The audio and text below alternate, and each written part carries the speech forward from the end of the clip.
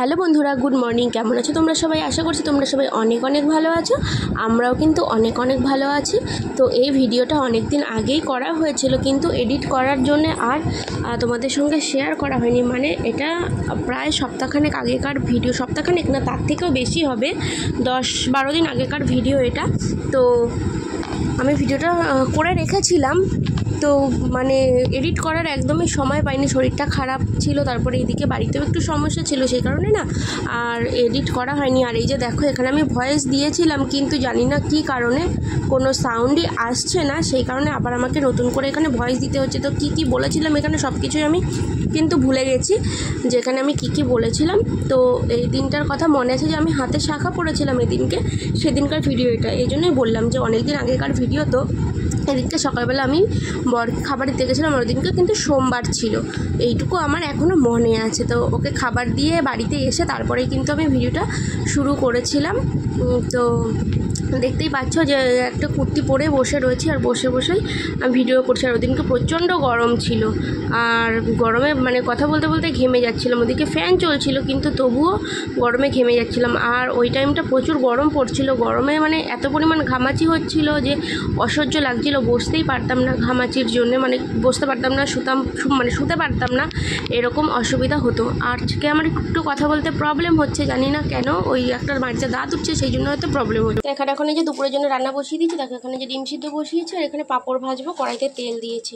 তো আগে না কয়েকটা ছোটো ছোটো পাঁপড় ভেজে নেবো। এই দেখো, এই যে এই ছোটো ছোটো পাঁপড়, এগুলো কড়াইতে পড়তেও চায় না, প্যাকেট থেকেই বেরোতে চায় না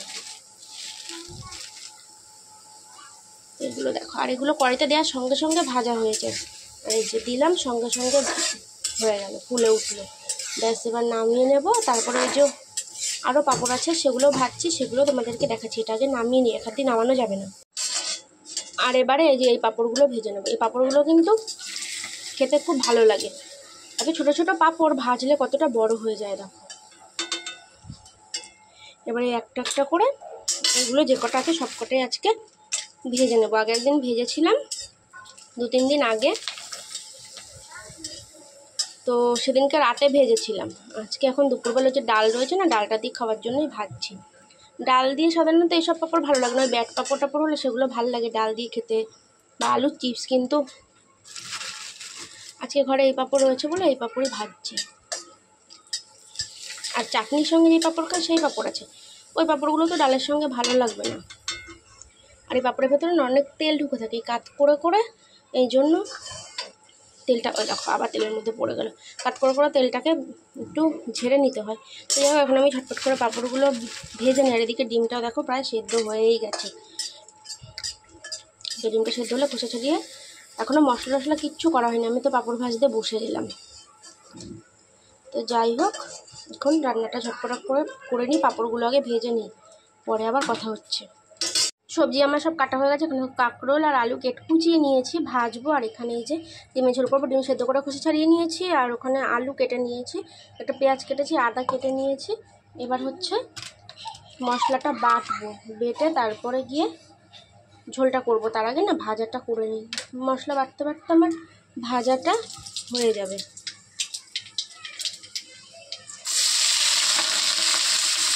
বাবা, খুব ছিটকায় তেল, তাও তো এখন কদিন সাদা তেলে রান্না করছি, তো সাদা তেলটা না ওই সর্ষে তেলের মতো অতটা ছিটকায় না, একটু কমই ছিটকায়।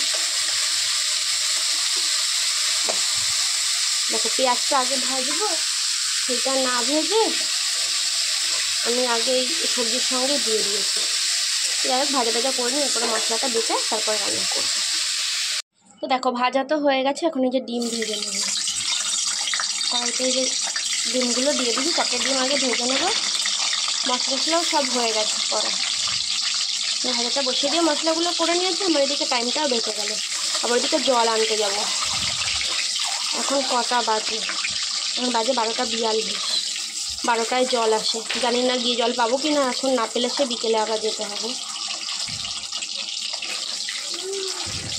তো তরকারিটা বসিয়ে দিয়েই না চলে যাবো, এখন ডিমটা তাড়াতাড়ি ভাজা হয়ে গেলে বাকি। এই সাইডটায় যে কেন বসালাম, ঘুরিয়ে ওই পাশটায় বসাতে হবে। আর এখানে যে দেখো ডিম ভাজা হয়ে গেছে, আলুগুলো একটু ভালো করে কষিয়ে নিচ্ছি, প্রায় হয়ে গেছে। আর কালারটা দেখো কি সুন্দর হচ্ছে, একদম লাল টকটকে। শুকনো লঙ্কা দিয়েছি, তার কিন্তু কোনো টমেটো কিচ্ছু দিইনি, শুধু শুকনো লঙ্কা দিয়েছি। আর সব শিলে বাটা মশলা আজকে, মিক্সারে দুদিন ধরে আর বাটাবাটি কিছুই করছি না, সব শিলেই বাটছি। আর শিলে বাটা মশলা দিয়ে তরকারি রান্না করলে তার টেস্টই হয় আলাদা। সর্ষের তেল যদি দেওয়া হতো না তরকারির রঙটা আরও সুন্দর হতো। সাদা তেল দিয়ে রান্না করেছি, এখনই একটু টকটকে লাল দেখাচ্ছি, ঝোল দেওয়ার পরে না তখন আর ফ্যাকাশে হয়ে যাবে কালারটা। তো যাই হোক কষানো হয়ে গেছে, এবার জল দিয়ে দিই, আমি যাবো আবার জল আনতে। এই যে দেখো ডিমের ঝোল কিন্তু রেডি। এখন একটু এই যে আলু কয়েক একটু ঢেলে দেবো ঝোলটা ঘন হওয়ার জন্য, আলুগুলো ভেঙে ভেঙে দেবো।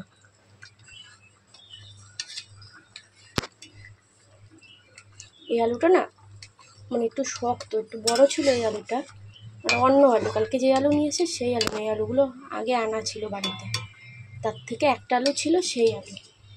একটু ভেঙে দিলে ঝোলটা একটু ঘন হয়, বেশ ভালোই হয় খেতে। তো এই যে একটু ভেঙে দিলাম, দিয়ে এবার একটু ফুটুক, পুরোটাকে গ্যাসটাকে বাড়িয়ে দিলাম। আর তরকারি বসে রেখে আমি জল আনতে গেছিলাম, বললাম তো যে জল আনতে যাবো। দেখো জল নিয়ে আসতে আসতে আমার তরকারি কিন্তু পুরো রেডি। এবারে গরম মশলার গুঁড়োটা দিয়ে নামিয়ে নেবো, তাহলে গ্যাসটা মুছে নেবো। আমার রান্না কিন্তু কমপ্লিট।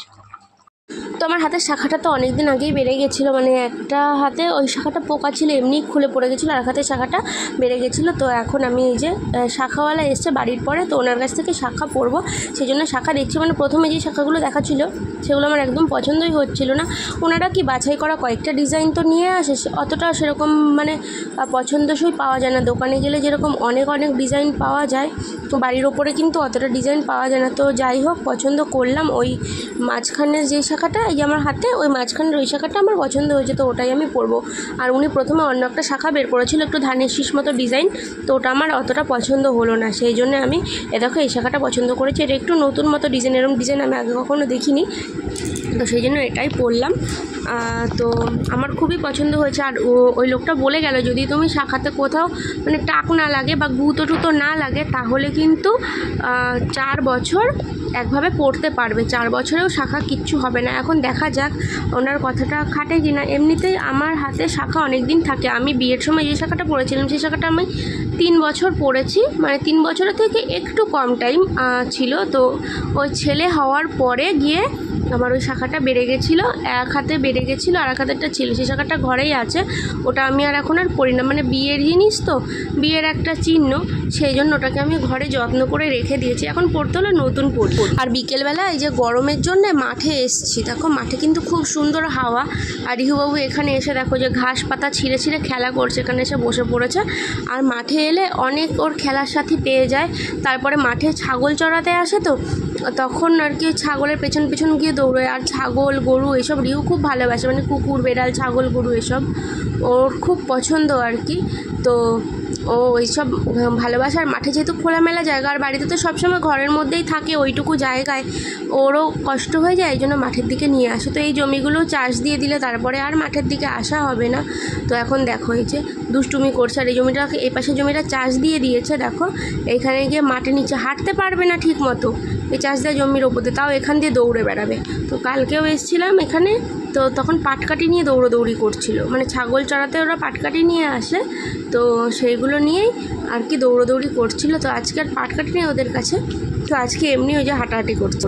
তো বিকেলবেলা আজকে আবার চলে এসেছি মাঠে, দেখো এত সুন্দর হাওয়া, মাঠে একটুও গরম লাগছে না, আর মনে হচ্ছে না যে বাড়ি যায়। আর রিহুবাবু ওইখানে ওই যে পাটকাঠিটা নিয়ে খেলা করছে। আর এই জমিটাতে এই যে ধান কেটে দিয়েছে, আবার নতুন করে এই ধানের গোড়া ছিল, মানে বিচুলি যে গোড়াটা ছিল সেখান থেকে আবার নতুন করে গাছ বেরিয়েছে, মনে হচ্ছে নতুন নতুন আবার ধান গাছ লাগিয়েছে। আর রিহু দেখো ওখানে দুষ্টুমি করেই যাচ্ছে। তো চলো রিহুর কাছে যাই, দেখিও কী করছে। এ বাবাই কী করছিস বাবাই? হ্যাঁ এই যে তাকাও, তুমি কী করছো? হ্যাঁ আরেকটা জুতো কোথায়? এক পায়ে জুতো আছে এক পায়ে জুতো নেই, জুতো কই একটা? উফ এত সুন্দর হাওয়া দিচ্ছে, দেখো আমাকে দেখেই বুঝতে পারবে, চুল টুল সব উড়ে যাচ্ছে হাওয়ায়, এত সুন্দর হাওয়া দিচ্ছে। মাঠে এসে না আমাকে কেমন ফর্সা ফর্সা লাগছে, চারিদিক দিয়ে আলো পড়েছে, তো ওই জন্য মনে হচ্ছে, এমনি তো কালো মানুষ, এখন মনে হচ্ছে কত পরিষ্কার হয়ে গেছি, কত ফর্সা হয়ে গেছি কালোর থেকে। এই এসে মাঠে এসে আমার ফর্সা ফর্সা লাগছে না? ওই যে দেখো, ওই দেখ জুতো, ওই যে জুতো নিয়ে আসো, ওই যে জুতো, আর এই যে জুতোর মালিক, ওই যে